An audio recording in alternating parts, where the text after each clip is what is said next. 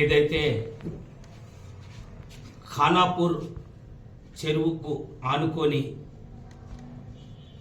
Collector గారు ఇచ్చిన ఆదేశానుసారం సర్వే చేస్తున్నారో ప్రజలు ముఖ్యంగా కాంగ్రెస్ నినాదం కూడు గూడు నీడ, ఎవరు గూడు గుంజుకోదు, ఎవరి నీడ గుంజుకోదు కాంగ్రెస్. ఏదైతే కేంద్ర ప్రభుత్వం ఎంబీటీ అని ఒక స్కీమ్ పథకము తేవాలనుకుంటుందో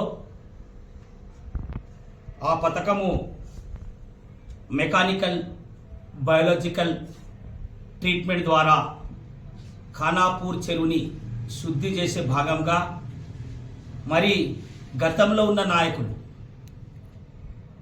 ఇప్పుడున్న ప్రతిపక్షంలో జోగురామన్న గారు కానీ, గతంలో పాయల్ శంకర్ కేంద్రంలో ఉన్నప్పుడు మరి ఇవి స్థానిక ఎన్నికల ఆడే గేమ్, ప్రజలని భయభ్రాంతులు చేసే గేమ్.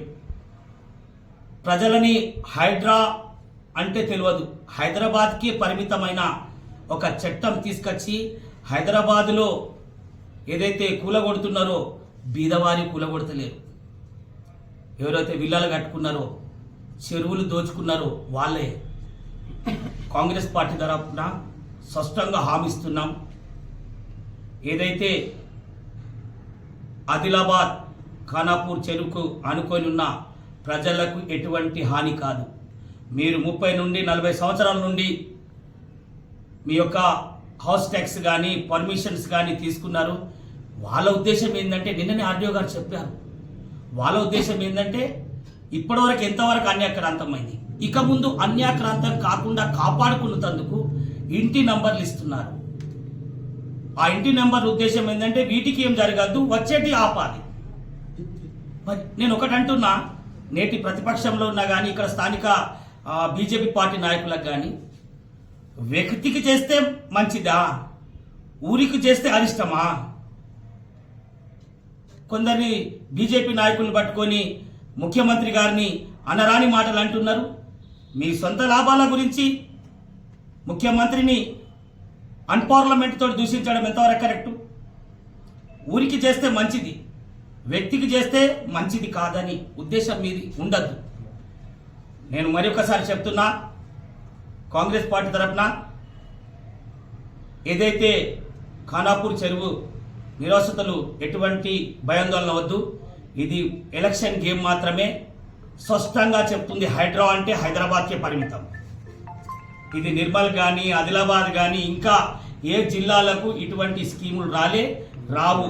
ఆ ఎంబీటీ స్కీమ్ చేయబట్టి నీటిని ఖానాపూర్ మూరికి నీరు అందులో పోతుంది కాబట్టి దాన్ని శుద్ధి చేసేందుకు ఎలా ఉంటుందని ప్రణాళికల భాగంగానే ఇది హైడ్రా అనేది ఆదిలాబాద్కు రాదు.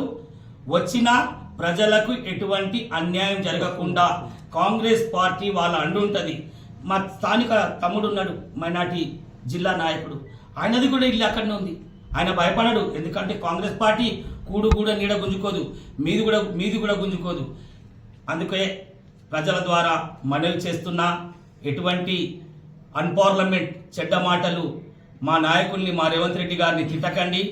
మంచే చేస్తాడు ఆయన, ఎల్లకాలం ప్రజల గురించే బాగు చేస్తాడని ఈ అవకాశం ఇచ్చిన ప్రింట్ మిత్రులకు, మా స్థానిక కాంగ్రెస్ నాయకులకు ధన్యవాదాలు తెలుపుతున్నాం.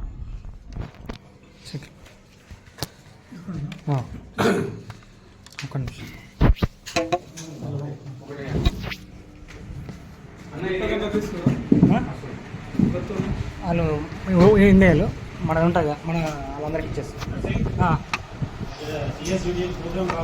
ఓకే.